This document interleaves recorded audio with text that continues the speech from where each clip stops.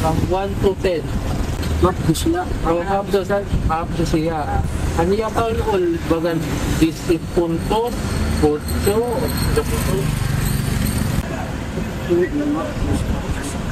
Gasgas sa kaliwang parte ng ulo at braso ang tinamo ng isang 54 anyos sa lalaki sa Tacloban City.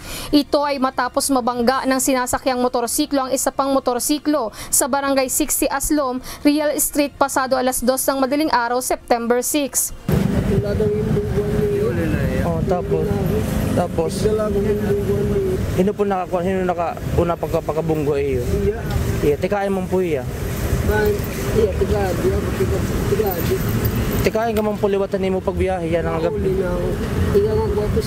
Fishport. Pauwi na umano ang fish vendor sa kanilang bahay galing sa fishport nang mangyari ang aksidente. Saktong naka-standby duty ang UNTV News and Rescue malapit sa lugar na pinangyarihan ng aksidente, kaya agad na nakaresponde sa tumawag na isang concerned citizen at i-report ang nangyari.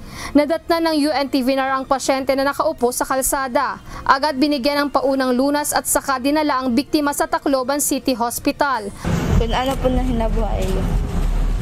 Tignan mo na kayo na